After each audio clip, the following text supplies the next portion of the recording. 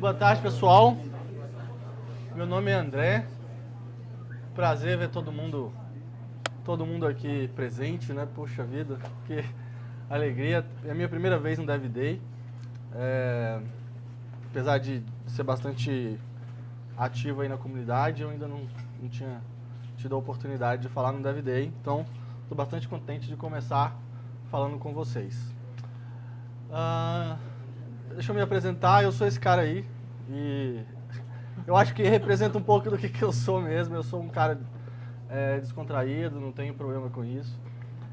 Já fui 3 vezes MVP da Microsoft e eu gosto de repetir isso porque foi um momento bacana da minha carreira, quando eu fui 3 vezes reconhecido. Hoje eu faço parte do programa MVP Reconnect, que é basicamente para veteranos que já deixaram o programa, mas continuam ainda com esse relacionamento com a Microsoft.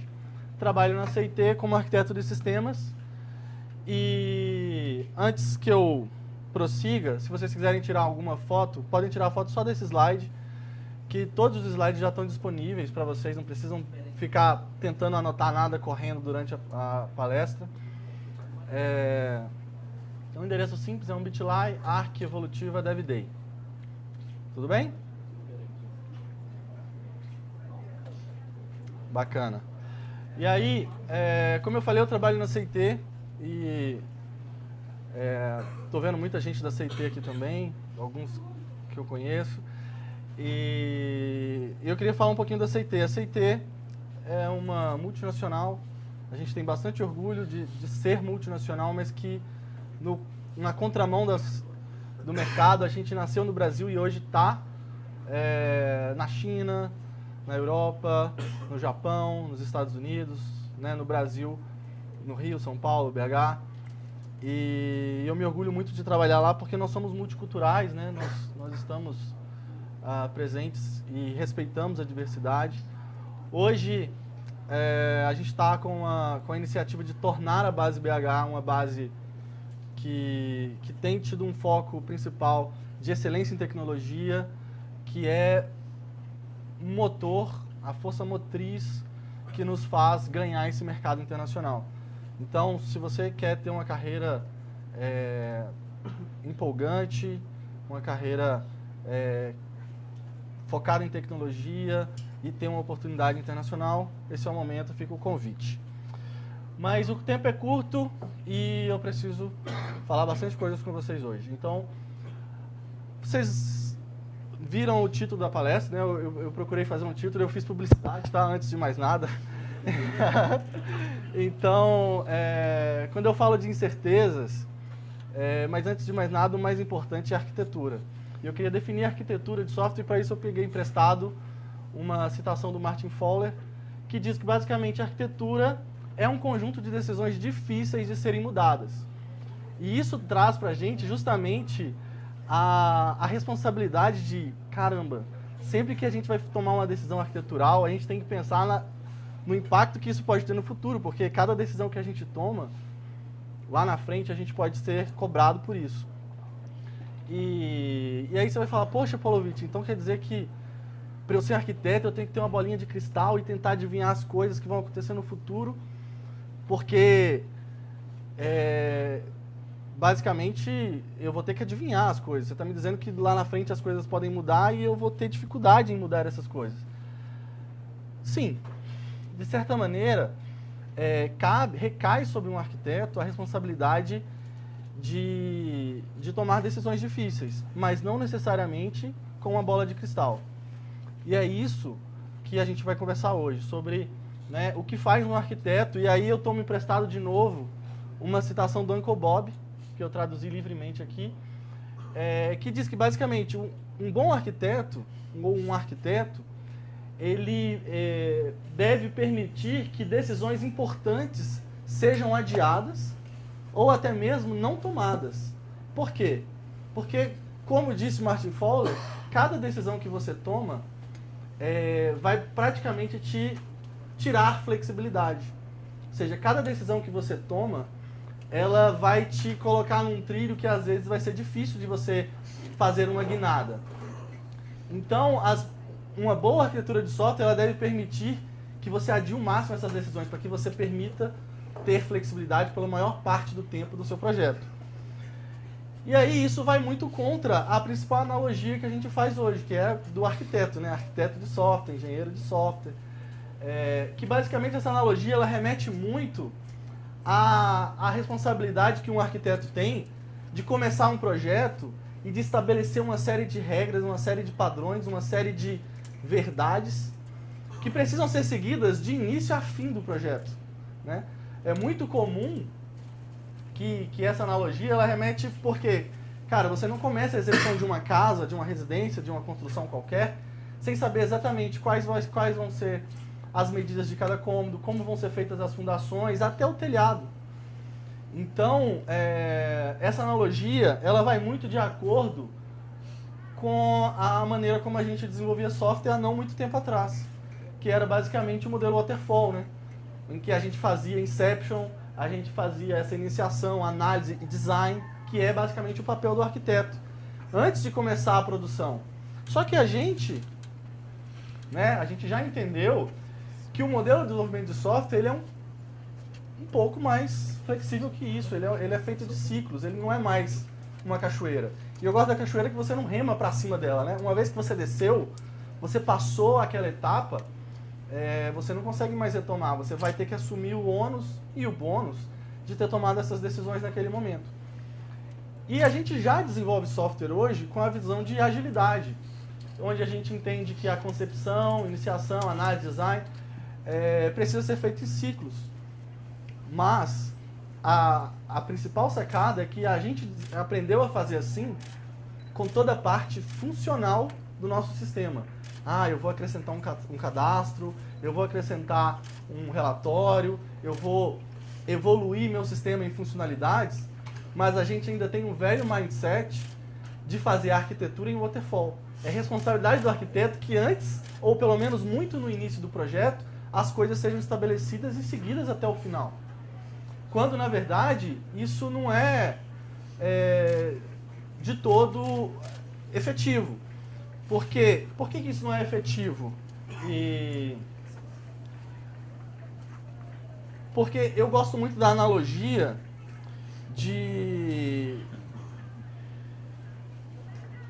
não mais de um arquiteto, né, civil como engenheiro, mas eu gosto da analogia de um guia turístico. Eu gosto de pensar que um arquiteto, na verdade, ele é um guia de software. Por quê? Porque a analogia anterior, ela pode ser sutil, mas ela implica de que as pessoas, o time, basicamente trabalha para o arquiteto, né? O arquiteto vem com regras e definições, e ele passa para o time, ele gerencia o time, mas o time trabalha para ele. Quando que na analogia de um guia, e aí vamos pensar aqui num guia turístico, o que é? O guia turístico é um cara com larga experiência, né? Ele conhece aquilo que ele se propõe a guiar outras pessoas. E só faz sentido um guia turístico trabalhar, ele não trabalha sozinho. Ele trabalha para quem? Para outras pessoas. Não faz sentido você ser um guia e visitar a cidade sozinho, né? Como também as pessoas que visitam a cidade, muito provavelmente, sem um guia, talvez não tenham a melhor experiência. E essa analogia é muito importante por isso, porque ela passa justamente a responsabilidade de quê? De que o arquiteto, ele trabalha para o time, não o time para ele. Então, quando você vai visitar alguma cidade, você conversa com um guia turístico, que você passa para ele o quê? A sua necessidade. Ele é que vai se adaptar às suas demandas. Você conhece a necessidade. Poxa, eu estou visitando Salvador, e eu sou muito ligado em história do Brasil, eu quero visitar pontos turísticos históricos. Ele vai ajustar o roteiro para a sua necessidade. Poxa, eu estou visitando a mesma cidade, mas meu objetivo é gastronomia. Eu gosto de viajar para comer. E eu não gosto de fazer aventura, de sair andando no mato, de pegar sol, de andar muito. Eu gosto de sentar no restaurante e comer. Então eu quero que o guia turístico ele me indique bons restaurantes, para eu apreciar a culinária local. Então, entendam que essa analogia, para mim, ela é muito mais vantajosa, porque ela traz essa sutileza, que é justamente o cenário de incertezas. E aí eu emendo com vocês. O que são essas incertezas? A incerteza, quando a gente está falando de desenvolvimento de software, é basicamente uma verdade. Por quê? Qual é essa verdade? De que as mudanças são inevitáveis, né? A gente já aprendeu né, quando a gente falou de desenvolvimento ágil, por que a gente resolveu fazer a coisa com ciclos? Porque a cada ciclo a gente tem uma oportunidade de reavaliar os nossos objetivos, de reavaliar aquilo que a gente tinha de pré-definições, de ideias ainda imaturas que precisam a cada ciclo serem reavaliadas. Mas o bacana desse, né, e Tony Robbins ele tem essa frase bastante emblemática, que a mudança é inevitável, porém a evolução ela vai depender de você. A evolução ela é opcional. E por que ela é opcional? Porque cabe a gente aceitar que cada mudança, e a gente vai ter a oportunidade de evoluir quando a gente entende que a mudança não é a vida tentando dar uma rasteira na gente. Poxa, eu achei que eu ia conseguir, eu tinha meio que planejado fazer dessa forma, mas puxa, agora veio uma mudança. Não. As mudanças, elas têm que ser compreendidas como uma oportunidade da gente conseguir evoluir. Né? Então, cada mudança é uma possibilidade de você reavaliar seus objetivos, de você amadurecer as suas ideias. E a gente faz isso quando a gente fala de desenvolvimento de software, partindo dessa premissa, de que a arquitetura evolutiva, conforme a Rebeca define, basicamente é uma arquitetura em que você não mais tenta prever, em que você não mais tenta definir as coisas, mas que você estabelece princípios e segue estratégias que vão permitir a você fazer mudanças contínuas e incrementais na sua arquitetura por meio de vários aspectos. A gente vai discutir esses aspectos aqui. Mas a graça disso é que você não mais tenta prever. Você tenta se preparar para absorvê-las com naturalidade. E quando você absorve com naturalidade essas mudanças, você está tendo o privilégio de garantir uma evolução da sua arquitetura, de reavaliar a cada passo o desenho do seu software. Mas se a gente está falando de mudanças, de incertezas, que tipo de mudanças a gente precisa lidar quando a gente fala de software, desenvolvimento de software?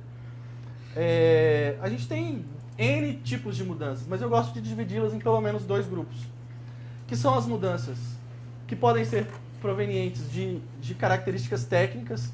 Poxa, a linguagem de programação que eu estava usando, que eu planejei, a empresa resolveu não comprar a licença. Ou a linguagem está sendo descontinuada, surgiu uma nova. Né? Podem ser bibliotecas, que eu posso ter a opção ou não de comprá-las. Podem ser ferramentas de desenvolvimento, sistemas operacionais. Constantemente a gente tem evoluções de sistemas operacionais que trazem para a gente novidades e algumas barreiras no nosso desenvolvimento de software. Ou mesmo padrões e estilos, né? Todo dia nascem novos papers, novos padrões. Poxa, agora Event Source é a moda. Ah, não. Vamos fazer com Clean Architecture. Vamos trabalhar com arquitetura hexagonal. Então, assim, esses estilos podem trazer para a gente novas reflexões para o nosso software. Enquanto que também, hoje, o negócio ele é fundamental. E não existe desenvolvimento de software que não esteja relacionado a negócio. Hoje a gente tem uma série de mudanças que podem vir em decorrência do negócio, que são modelos comerciais, questão de legislação, né? O governo pode a qualquer momento soltar uma lei que vai te obrigar a mudar o seu sistema, que vai te obrigar a trabalhar com um diferente nível de monitoramento, porque você no final do ano talvez tenha que remeter essas informações ao governo. Então, ou mesmo a sua concorrência, né? Isso é muito comum hoje, porque a gente vive num mercado efusivo, em que você não consegue mais prever o que a sua concorrência vai trazer de novidade e você precisa reagir. E é basicamente isso que a arquitetura evolutiva traz pra gente. Não mais a certeza de que você vai adivinhar as coisas, mas de que você vai conseguir se adaptar rapidamente quando elas surgirem. E aí, antes de eu começar a falar dos princípios, pegando esse gancho de que técnico e negócio eles andam muito juntos, é importante destacar que existe uma premissa para você trabalhar com arquitetura de software evolutiva. visto que os princípios que a gente vai olhar daqui para frente. Essa premissa é justamente a quebra de silos. Porque Conway, lá quando ele escreveu os papéis que ele estava fazendo um estudo sobre as estruturas organizacionais que lidam com o desenvolvimento de software, ele percebeu que quando uma empresa vai começar a desenvolver um software, estabelece uma área de tecnologia, normalmente ela vai replicar a sua estrutura organizacional como silos de desenvolvimento de software. Então, basicamente, o que você vai ter é uma área de negócio, uma área de design, uma área de banco de dados, uma área de segurança, uma área de engenharia com desenvolvedores. E grande parte das empresas hoje trabalha dessa maneira. Todos aqui já chegaram a trabalhar numa empresa que estava bem definida dessa maneira? Sim. Porque isso é o mais comum mesmo. Conway já dizia isso. Só que é fundamental que para você conseguir desenvolver na agilidade, absorver as mudanças e trabalhar com grande velocidade, você vai precisar quebrar esses silos e, na verdade, ir na contramão do que Conway chegar à conclusão. Ou seja, você vai precisar quebrar esses silos e não mais refletir a sua estrutura organizacional como silos de desenvolvimento de software. Então você vai organizar seus times de desenvolvimento de software não mais por especialidade, mas por fluxos de valor. Quais são os fluxos de valor? Se a gente estivesse falando de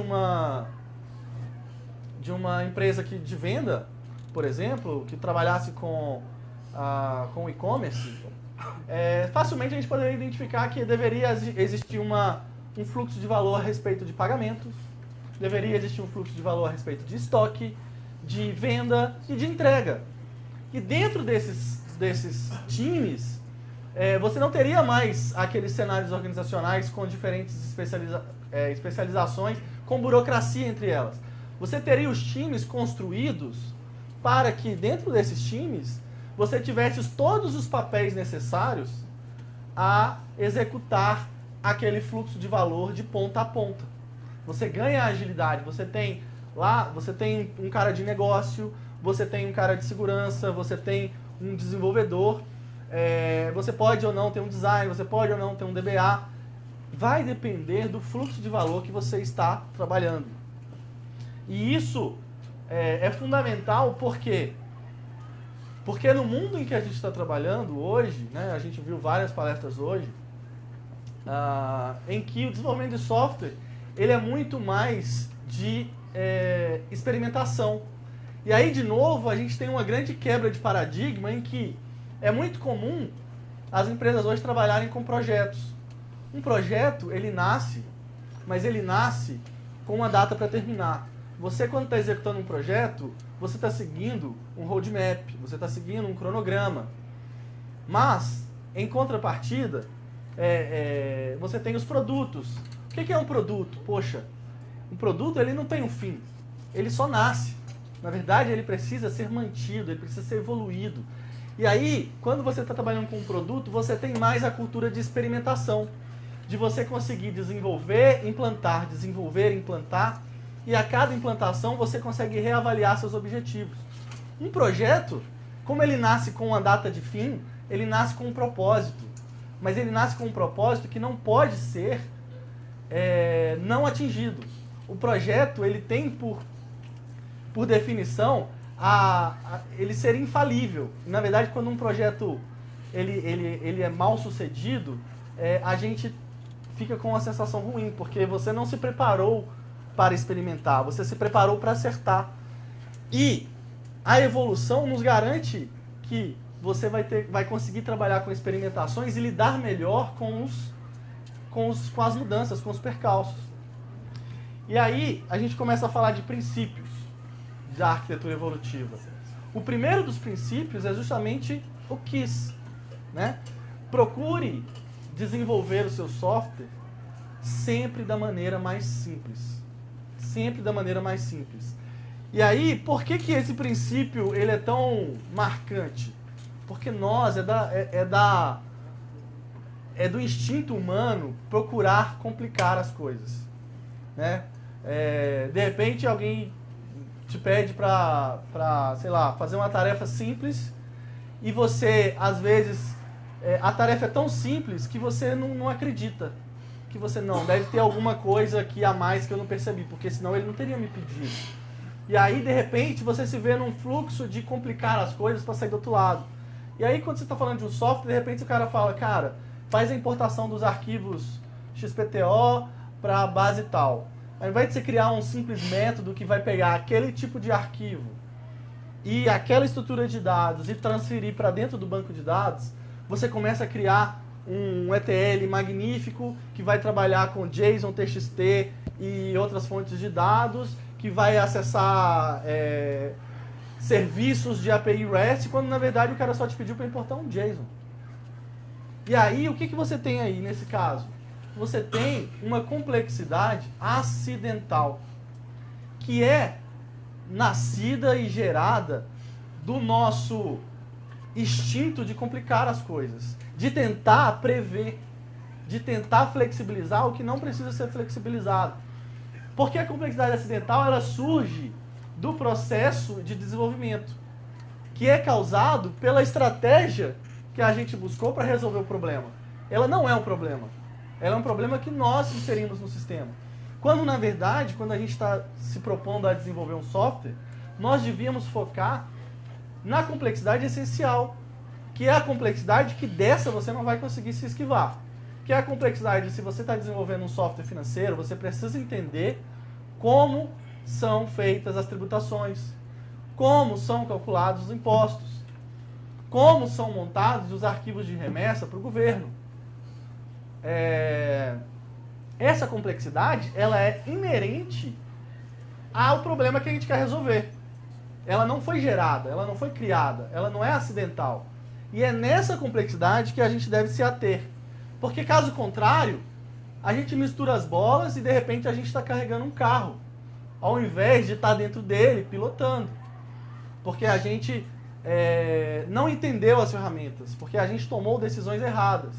Eu podia muito bem ter ido na padaria, né, que fica a 100 metros da minha casa, a pé. O tempo de eu tirar ou não o carro da garagem vai me fazer levar o triplo do tempo. Ah, vou prender o cachorro, vou tirar o carro da garagem, vou estacionar, vou voltar a tirar o carro. Por quê? Ah, eu vou de carro porque eu aprendi a usar o carro. Isso é muito comum quando a gente está desenvolvendo software. Poxa, eu li um livro do Eric Evans. Agora tudo vai ser TDD, VDD. Cara, não é. Então, assim, isso é comum. A gente tem essa iniciativa porque a gente gosta de experimentar. É muito comum da nossa área a gente se debruçar sobre os livros, a gente está lendo papers, está dentro de eventos. Fico feliz de vocês estarem aqui. Hoje é um sábado e a sala cheia, a gente sentada no chão, em pé ali. Poxa, vocês são corajosos, vão ficar aí 45 minutos. Mas por quê? Porque isso é do nosso tipo de perfil, né? É da nossa área que a gente consiga e permaneça aprendendo. E como a gente aprende, a gente quer experimentar. E nem sempre experimentar é uma boa.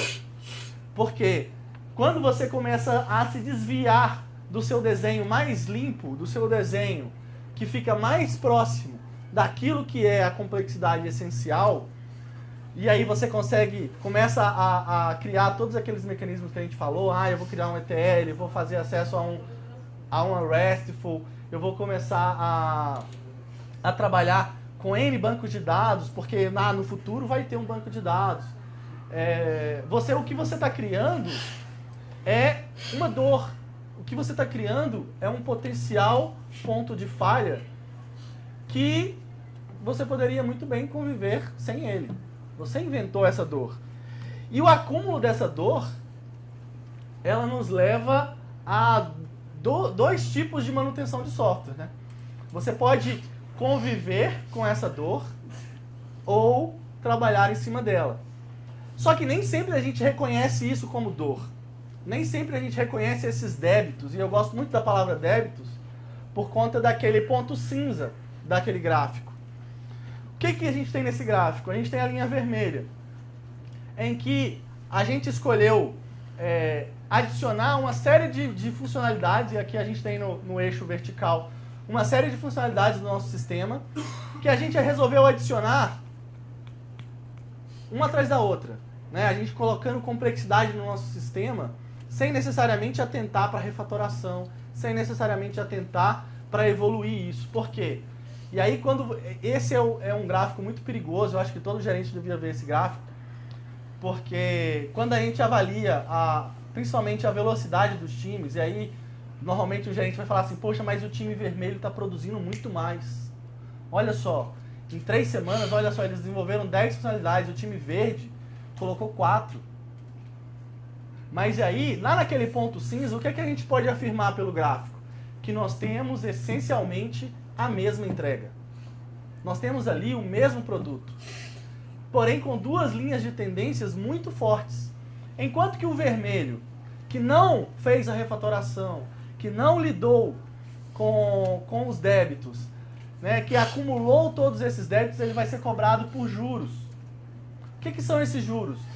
É justamente a dificuldade de evoluir um software que não foi refatorado constantemente, que não caminhou todo o aspecto não funcional, que é a parte de arquitetura, que é a parte que o cliente muitas vezes não vê, né? Ele preferiu adiar o desenvolvimento de questões funcionais para garantir uma boa estrutura.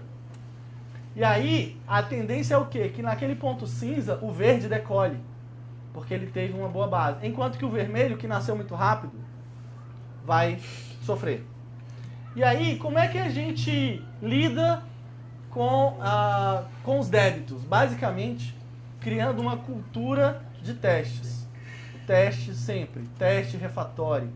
Teste por quê? Teste vai te dar a garantia de que você está desenvolvendo da maneira certa, que você está efetivamente refatorando de acordo com os critérios de aceitação, que você está desenvolvendo o seu software em cima do que a área de negócio espera, né? E aí, refatore sempre e reavalie seus objetivos. Porque o próximo princípio é justamente a reversibilidade. O que é a reversibilidade? É a capacidade de... Lembre-se que lá atrás a gente falou que a arquitetura é tomar decisões difíceis. E o princípio da reversibilidade é justamente garantir que sempre que você vai tomar uma decisão, você consiga desfazer aquela decisão. Você consiga voltar atrás. Tome decisões, não tome decisões que você não pode reverter, né? Eu vou escolher um banco de dados, eu não vou direto colocar minha regra de banco de dados nas procedures, porque amanhã pode ser que eu tenha que mudar a decisão do Oracle que eu escolhi para SQL Server. E se eu comecei a usar todas as instruções de negócio no banco, essa agora é uma decisão irreversível. De repente eu tenho 1000 transações, 1000 procedures, 1000 functions desenvolvidas no banco de dados. É uma decisão difícil de ser mudada, né? E aí, eu acho que o mais importante aqui é a reversibilidade, ela tem um custo. Mas nem tudo precisa ser efetivamente reversível. Aí eu volto na história do JSON. Poxa, você fez um sistema que só importa JSON. Tudo bem. Essa decisão, nesse ponto, ela não é reversível. Significa que efetivamente eu vou precisar destruir aquela... Mas ela custou 1/12 do custo de eu fazer algo muito flexível. Então, é preferível muitas vezes você assumir o custo do que ficar flexibilizando demais o que você não consegue prever. E aí, na linha de raciocínio de que as decisões são difíceis de serem mudadas, e aí, uma dos princípios que a gente tem para tomar decisões arquiteturais, quando a gente fala de arquitetura evolutiva, é justamente tomar essas decisões o mais tarde possível. E aí, quando eu falo de tomar decisões o mais tarde possível, eu não estou falando de procrastinação. Não estou falando de você sentar e esperar para ver. Estou falando de você se preparar e garantir que quando for necessário você tomar essa decisão, você tenha o maior entendimento do negócio possível para que naquele momento você consiga tomar uma decisão mais acertada. Então, quanto mais tarde você tomar essa decisão, mais background você tem de negócio, mais entendimento técnico você tem, mais conhecimento da concorrência você tem, mais você conseguiu observar do mercado de tecnologia para entender se vai haver uma mudança ou não, e você vai conseguir reagir melhor. Por que reagir melhor? Porque o desenho tradicional de tomada de decisão é o desenho que eu posso chamar de Big Upfront Design. O que é o Big Upfront Design? É aquele desenho tradicional do arquiteto e não do guia. O arquiteto, ele toma uma grande quantidade de decisões quando ainda tem pouca maturidade de negócio. Então aquela linha verde a gente pode dizer que é o nosso crescimento no entendimento de negócio, de tecnologia, da concorrência, de todo o contexto que o seu produto se propõe. E aí, quando você toma muitas decisões pesadas, que a gente entende que são difíceis de serem mudadas, apesar do seu entendimento estar crescendo, é cada vez mais difícil você conseguir tomar decisões relevantes. Decisões que vão manter o seu software performando bem, decisões que vão manter o seu software no mercado. E aí, como é que a gente pode evoluir esse pensamento? A gente pode simplesmente substituir o big pelo enough. O que é a abordagem de enough? É basicamente quando você toma decisões, sim, você vai precisar, você é arquiteto, você vai ter que tomar decisões, mas não tome decisões precipitadas. Tome apenas decisões suficientes para a próxima entrega. Decisões que vão te garantir uma evolução atendendo o negócio. Para que quando você tiver um maior entendimento do negócio, o maior entendimento do seu produto, daquilo que ele se propõe, você consiga tomar decisões relevantes. E essas decisões, sim, podem ser imutáveis, podem ser difíceis de serem mudadas. Mas você garantiu que você só vai tomá-las com maior conhecimento técnico, maior conhecimento do negócio, maior conhecimento de tudo. Então a chance de você acertar nesse momento, ela é o quê? Maior. E aí existe um racional para a gente poder tomar essas decisões, né? Que é basicamente, se tomar uma decisão agora ou tomar a decisão depois, tomar agora é mais caro, cara, adia essa decisão, não toma agora, né? Ah, eu preciso persistir os dados. Cara, você precisa efetivamente colocar em produção na semana que vem? Não, eu preciso persistir os dados para continuar desenvolvendo, para conseguir fazer as integrações. Cara, persiste em memória. Faz isso rapidinho, começa a desenvolver as integrações das camadas do seu software e adia o quanto mais você conseguir, né? Você vai conseguir desenvolver as outras camadas. Ah, tomar uma decisão agora e tomar essa decisão depois tem o mesmo custo. Adia também. Poxa, se é a mesma coisa, continua persistindo em banco em memória e continua desenvolvendo seu software. Para quê? Poxa, não, eu preciso... agora chegou o momento de eu tomar uma decisão. Eu estou agora entrando na camada de repositório, estou criando todas as... vou precisar fazer uma entrega para o cliente e aí eu vou precisar efetivamente persistir esses dados porque eu vou precisar garantir as integrações, fazer homologação. Então tomar essa decisão agora é mais barata do que eu tomá-la depois, porque se eu tomar depois eu vou precisar refatorar muito. E aí nessa situação você ainda precisa avaliar o quê? A probabilidade. Poxa, eu vou precisar persistir o dado. Agora eu vou precisar avaliar a probabilidade. Tem alguma probabilidade de eu mudar o meu banco de dados? Não, cara, já tem 2 meses de projeto, tá bem claro que a gente vai trabalhar com, sei lá, com Azure, então a gente vai trabalhar com SQL Server. Cara, beleza. Você garantiu que o momento em que você escolheu o seu banco de dados, a maneira como você vai fazer a persistência, ela fosse mais assertiva. Então, cara, toma a decisão. Uma outra coisa que é uma armadilha de nós como arquitetos, de nós como desenvolvedores, é complicar as coisas. E isso aqui vai muito em relação àquela questão dos débitos, de você ficar gerando uma complexidade acidental.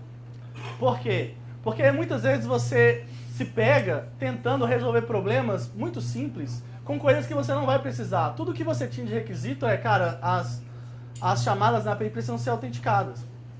Você não precisa de criptografia dupla, chave tripla, criar N situações para uma coisa que era autenticar. Garantir que elas não fossem anônimas, pura e simplesmente.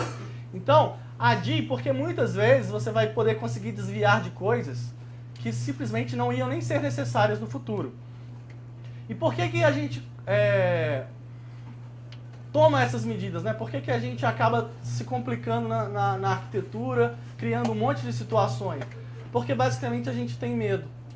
Tem medo de lá na frente a gente se deparar com uma situação em que a gente às vezes acredita que não vai ter tempo suficiente de validar. Poxa, eu nunca lidei com cache no Redis. Ah não, mas todo projeto hoje tem Redis. Então deixa eu colocar logo de uma vez, porque aí eu aprendo, eu desenvolvo, e antes deles me falarem que precisam de cache, eu já vou ter posto no sistema. Mas de repente, porque você colocou cache antes da hora, você não avaliou exatamente, você vai se deparar com uma série de bugs gerados por quê? Ah, porque o cliente está vendo os dados, a gente atualiza no banco de dados aqui, mas ele continua vendo uma coisa antiga lá. Você não avaliou exatamente o comportamento do seu cache, e aí você se colocou um bug. Você colocou lá um cache de 10 minutos, quando na verdade devia ser automático, devia ser quente o dado. E aí você se vê o quê? Trabalhando nos 80%, e eu gosto muito de Pareto. Pareto, ele diz que basicamente, quando a gente desenvolve alguma coisa, normalmente quando você avalia o resultado de algo, 20% do esforço investido geram 80% do resultado. E a gente vê muito isso quando a gente está avaliando um software legado. Todo mundo aqui já trabalhou com algum software legado? Pois é. Fatalmente, quando você está trabalhando com esse tipo de software, você ouve alguém falando assim, cara, 20% das funcionalidades é que são efetivamente usadas. E elas atenderiam, às vezes, mais de 80% dos usuários. Mas a gente ainda desenvolveu todos aqueles 80% do software, por quê? Tem um carinha só lá que usa. Talvez. E de repente... Exatamente. Mas às vezes esse cara, ele podia ter uma solução bem mais simples. E a gente se complica muito e investe um esforço que não está efetivamente direcionado no que é importante. E aí, uma outra questão que é muito fundamental quando a gente fala de arquitetura é: não se torne um arquiteto ditador.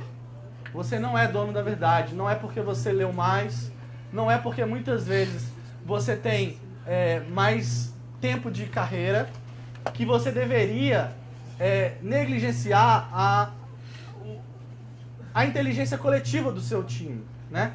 Todos no seu time têm capacidade de contribuir. E aí, você consegue tornar todos eles arquitetos. Você consegue realizar reuniões arquiteturais em que você envolve o seu time. E todos eles conseguem contribuir e se tornam, de alguma maneira, responsáveis pela arquitetura que está sendo criada. Porque se você não fizer isso, fatalmente, os desenvolvedores que trabalham com você, eles podem encontrar uma brecha de furar a arquitetura que você está desenvolvendo. Porque eles não acreditam naquilo que está sendo proposto. E na primeira oportunidade eles vão tentar quebrar uma camada do seu software. E enquanto você não achar, vai ficar desse jeito. Porque eles não acreditam. Então envolva. Seu time precisa trabalhar com evolução. Como que a gente fala que a evolução arquitetural funciona? Ela funciona porque a gente precisa compreender que a arquitetura do nosso software, ela não nasce pronta. Ela não nasce pronta como um bebezinho não nasce pronto, né? Eu tenho 3 filhas, 2 meninas e um menino, e eu entendo que antes dele conseguir andar, ele precisa engatinhar. Antes dele correr, ele vai precisar andar. E antes dele buscar fazer algo muito maior, ele vai precisar aprender a correr. E assim funciona a nossa arquitetura. Ela precisa trabalhar em gerações. Ela precisa que a cada oportunidade que você tem de fazer uma entrega, de fazer um release, você reveja as decisões que você está tomando para garantir a próxima geração do seu sistema superior à atual.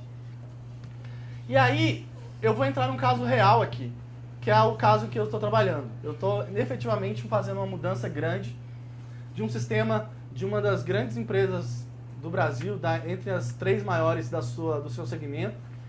E é basicamente uma aplicação cliente-servidor, com mais de 15 anos de vida, ou seja, imagina a complexidade, a quantidade de código legado, o quanto daqueles 80% não relevantes estão ali misturados para a gente conseguir pescar o que é relevante. E, fatalmente, eles atendem um número imenso de usuários. mais de centenas de milhares. E qualquer arquiteto que fosse lá, diria para eles que o quê? Ah, a solução dos seus problemas é ir para a nuvem. Vocês precisam ter escalabilidade, disponibilidade, trabalhar com auto-scale, né? Trabalhar com a disponibilidade da nuvem, com microserviços. Cara, sim, eu concordo, eu não duvido.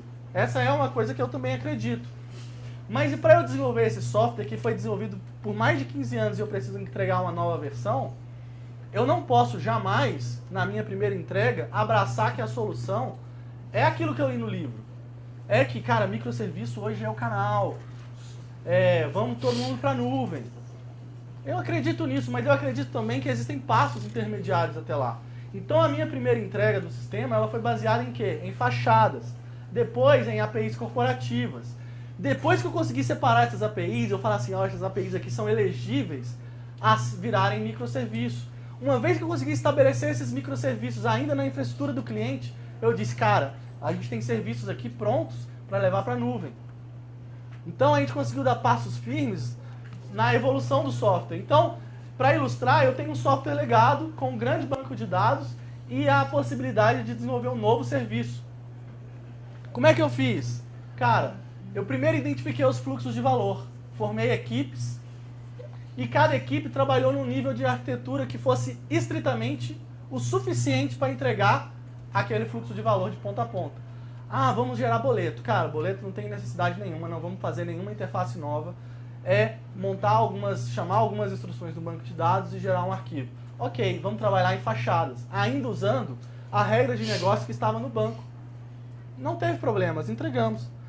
Depois, eu precisei fazer a parte de pagamentos. Como é que eu fiz essa parte de pagamentos? Olha, pagamento é complexo. Existem muitas regras de negócio que estão definidas no banco de dados. E hoje, quando acontece um problema lá, é muito difícil da gente investigar. Cara, vamos pegar essas regras e vamos levar para APIs. Vamos trabalhar com essas regras nas APIs, porque vai ser um momento da gente conseguir potencializar essas regras. De nós conseguirmos otimizar esses processos. Então pegamos as regras do banco de dados, tiramos para as APIs, mas os dados continuaram no banco de dados legado. Mas as regras foram removidas de procedures. Depois a gente precisou desenvolver um sistema de estoque. Poxa, estoque é uma coisa que a gente consegue, bastante isolada do sistema, a gente consegue retirar não apenas as regras, mas também os dados do banco legado. E criamos o nosso primeiro microserviço. E no futuro, a gente pretende migrar ainda a parte de vendas, que é a parte que atende a maior parte dos usuários, que fatalmente vai exigir escalabilidade, vai exigir uma disponibilidade altíssima. Todos esses outros sistemas aqui estavam bem próximos de back-office, enquanto que lá, não, vai ser bombardeado. Então, a gente tirou aquela parte da regra e levou para a nuvem. Então, a gente conseguiu, ainda acreditando que ir para a nuvem, estabelecer microserviços sendo o caminho correto, mas criamos camps que iam nos garantir sucesso nas nossas entregas e uma evolução gradual, constante, no nosso objetivo, que é basicamente acreditar na natureza, certo? Por quê? Porque nós estamos aqui hoje, porque nós somos o resultado de 4 bilhões de anos de evolução bem-sucedida. E quem sou eu para ir de contra a natureza? Então eu acredito nesse conceito e no poder da evolução. Obrigado, pessoal.